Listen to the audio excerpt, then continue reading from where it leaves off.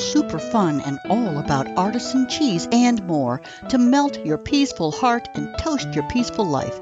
Coming to you from the Appalachian Mountains of southwestern Virginia, this is the Peaceful Heart FarmCast.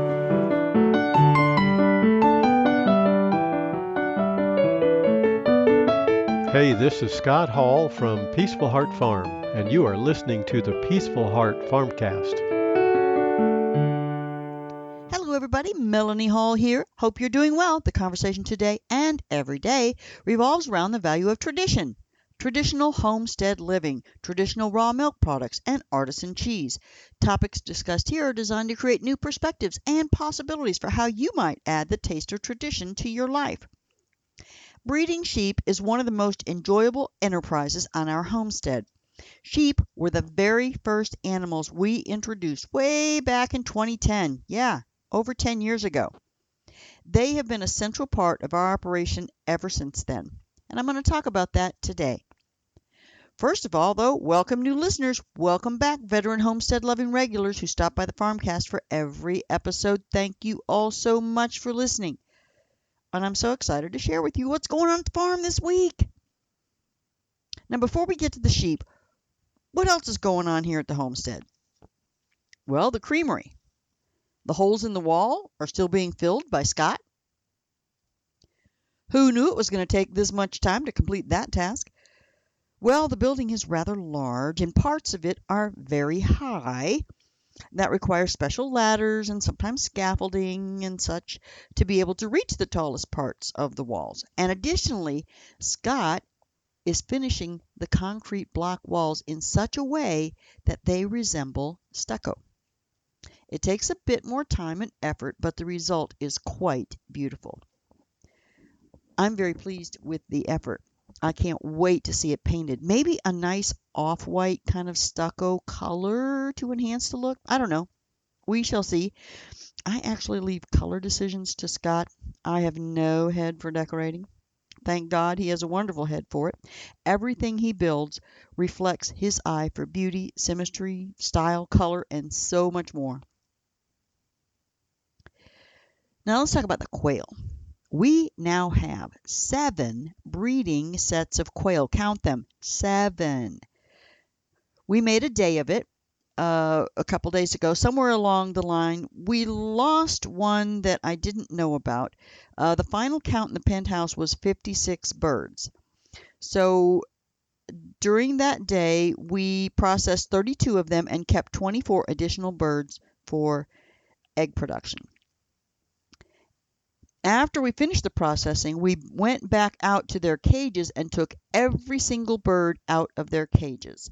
So there are 5 of them now. There are 3 smaller cages that have 5 hens and 1 rooster, and the penthouse, which is divided into 2 parts, now has 10 hens and 2 roosters on each side. So there's 24 on the top, 12 on each side, and then there are 3 cages of 6 down below. So Scott spent lots of time cleaning up those cages and getting them sanitized for the winter and replacing their sand boxes. They like to take sand baths to keep the mites and other pests down. Now, have you ever wondered why birds are called fowl? Well, there's another spelling of the word fowl, F-O. The bird is F-O-W-L, right? But there's another word, F-O-U-L, and it has to do with awful smells. I tend to think that this is why they are referred to as fowl, because they smell foul. All birds have to have their roosts, cages, and runs cleaned regularly. Otherwise, they smell additionally foul. Well, there's always some smell from time to time, no matter what you do. Take that into consideration when planning the location of your chicken and or quail homes, because even when you clean them out, you're piling that stuff somewhere. So there's always a foul smell. Now, another addition to the quail housing was adding lights. They will now have light for 14 hours a day. That is what's required for them to produce eggs. The new girls have yet to lay a single egg, and the older hens, 15 of them, as I said, were down to producing no more than 6 to 8 eggs per day between them. So, and even that would have dropped to zero or nearly zero in the near future. Inadequate amounts of light make feeding your birds through the winter kind of counterproductive. There is an automatic timer on the lights, and it comes on at 4 a.m. and will stay on until 6 p.m. So even on a dreary day like today, they have plenty of light. And we use bulbs that produce the, quote, daylight spectrum of light. It's not quite the same as most grow lights. Well, I take that back. I think lots of grow lights are going to the daylight spectrum to more closely emulate growing plants outdoors. It probably depends on the plant. So it's the same for the birds. We want them to have as natural a light as possible. Now, because we have 7 sets of breeders, that means there are 35 hens out there. If those lights work like we hope, we could potentially have 35 eggs per day in a couple of weeks. It will take at least a week and perhaps 2 for the light to affect their egg production. And even just the fact that we were taking them in and out of the cages and all of that upsetting them, that sometimes upsets their egg production as well. And in addition to the additional light, they get lots of good nutrition and supplements to make sure they have everything they need to be healthy and productive. We love our quail, and you know that, don't you? All right, we love our donkeys too. I got to say hi to the donkeys a couple of times in the last few days. I haven't been seeing them too much lately, as my homestead tasks have led me elsewhere. And it's so good to see them up close and personal. And they are personal. Donkeys love humans. They love human attention, and we love giving it to them. And it won't be long, and they will be getting another bit of attention that is not so popular with them, but necessary. Hoof trimming. Yes, they need to get their toenails done. Scott handles the nail salon, and I just offer comfort while the uncomfortable deed is accomplished. And they're all getting more and more used to it. Daisy, I think she nearly falls asleep while it's going on, where Johnny and Coco, they still have some real fear issues with it, and they get pretty antsy. They're getting better, though, each time, and we shall see how it goes this time, especially Coco. She's almost there. Maybe they both will have completely overcome their fear, just like Daisy and Sweet Pea have. Let's talk about the cows and the calves. The cowgirls are doing fantastic. Rosie, our New Jersey, has integrated well into the herd.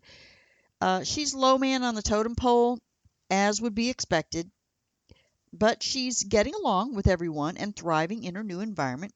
Scott is training her and retraining Cloud to come into the milking shed and stick their heads into the milking stanchion. This is in preparation for the vet to do pregnancy checks on all of the girls. The milking stanchions are very convenient for restraining our girls in comfort while the medical checks and treatments are performed. And I think I'll ask Scott about cutting off Rosie's horns too. Once she's used to putting her head in the stanchion, we can easily saw off those horns of hers. It's quick and painless, but she will definitely need to be restrained for her safety and ours. As far as weaning the calves, we're nearing the time when they'll be completely weaned. A week or so ago, I stopped giving them their second bottle of whole milk in the evening. They would get whole milk in the morning, whole milk in the evening, and also skim milk in the evening. So at the present time, they get a half a gallon of whole milk only in the morning, and in the evening they get a half a gallon of skim milk. And as soon as my stores of skim milk run out, they will only get whole milk in the morning, and then that'll last for a week or so, and then no milk at all. And then after the cows are completely dried up and we know that they can't nurse them anymore, we can put the calves in with the big girl cows. So we are still milking the big girls twice a day, but that is about to change. Their milk becomes less and less as the days go on. It's going down pretty quickly now. The longer they go into the milking cycle, the less milk that they give. And also the quality of the milk also changes as they get later into their lactation cycle. Soon it will be time to dry them up completely. And now that means we will go to only milking once a day, and then once every other day, and finally stopping altogether. And there'll be more details on that in a later podcast as we get into the actually drying them off.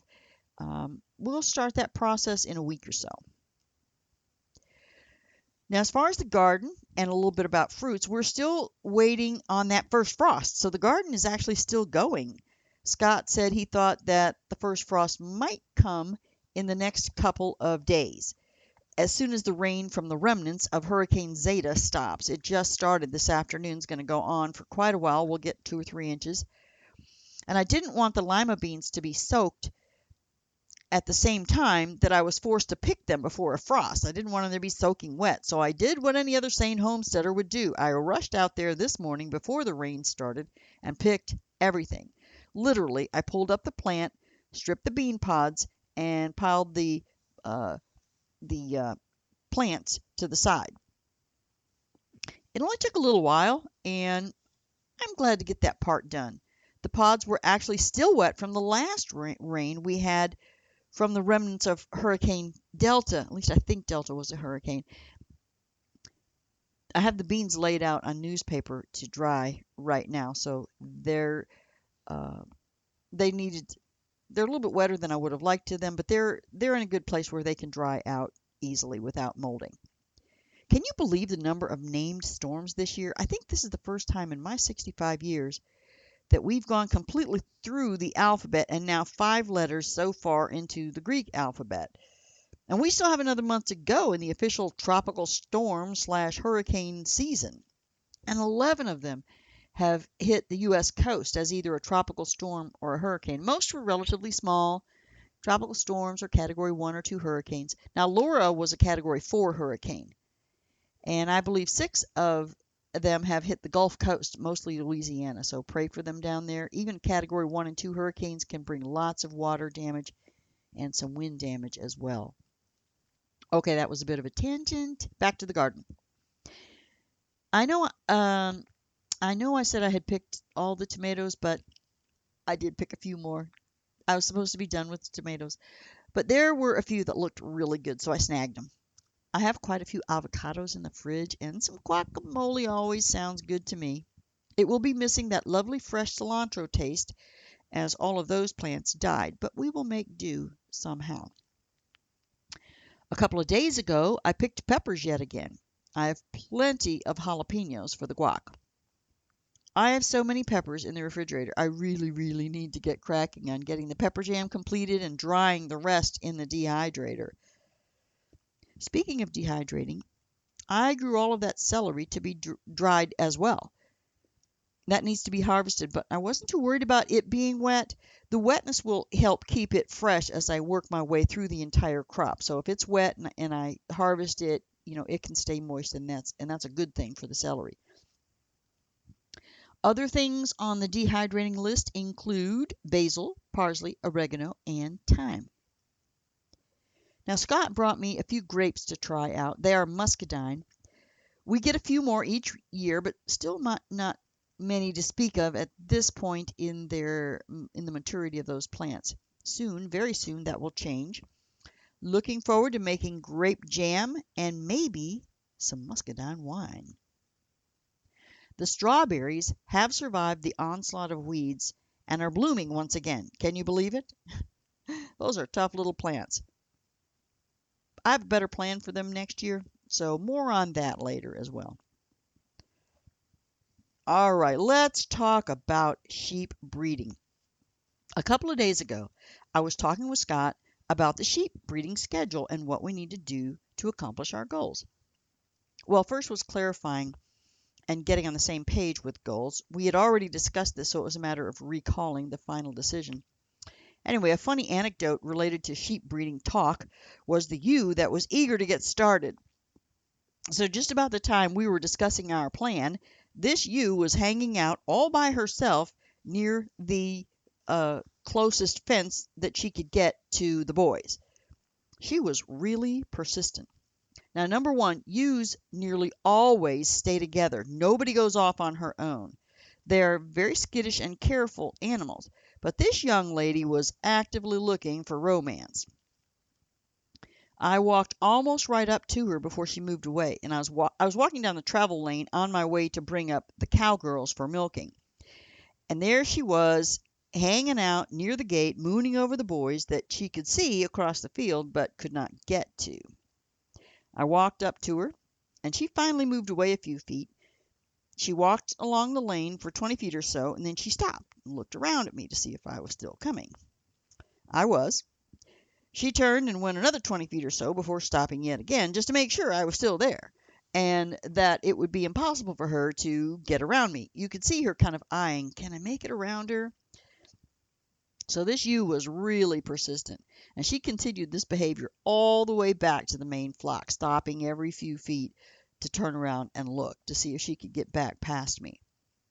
Now, once we got there, she stayed with the rest of the flock while I rounded up the girls, and then I began the trek back to the milking shed. And about the time I got all the way up to the holding area and closed the fence that keeps the cows in while they wait their turn at milking, she was right back down there at the corner, mooning over the boys yet again.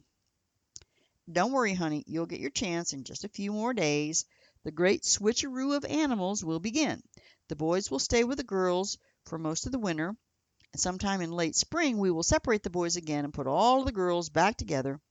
Then we await the most glorious event of spring, the birthing of lambs. So which ewes will we breed? There are currently 12 ewes in the flock. We are going to breed 4 of them. These will be the 4 older ewes, and that means we can expect up to 8 lambs in the spring.